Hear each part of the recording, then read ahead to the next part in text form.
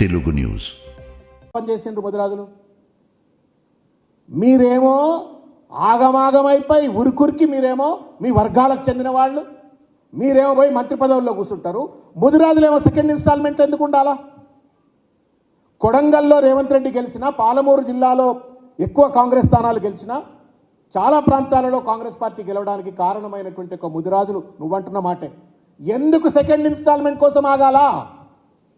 Why that they did not get the first opportunity? ఓట్లేసే యంత్రాలా ముదిరాజులు ఏమైనా? ఇప్పుడు కూడా బ్లాక్మెయిల్ చేస్తా ఉన్నాం మళ్ళా ముదిరాజులు. మేము పార్లమెంట్ సీట్లలో ఎక్కువ అయితేనే మేము సీట్లు ఇస్తాం, మీకు మంత్రి పదవి ఇస్తామని అంటున్నాడు. నువ్వు ఇది 10 మంత్రి స్థానాల్లో ఎందుకు ఇవ్వలేదని చెప్పని సమాధానం చెప్పట్లేవు. ఈ బ్లాక్మెయిల్ ఏంటి? ముదిరాజులను బ్లాక్మెయిల్ చేయటం ఏంటి? మమ్మల్ని గెలిపిస్తేనే మంత్రి పదవి ఇస్తాను బ్లాక్మెయిల్ చేయటం ఏంటి? సెకండ్ క్లాస్ సిటిజన్స్గా ఎందుకు ట్రీట్ చేస్తా ఉన్నావు?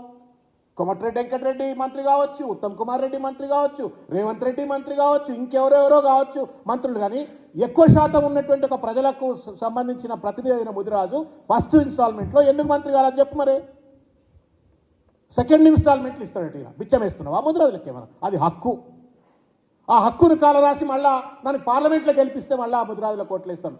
కర్రు కాల్చి వాత పెట్టాలని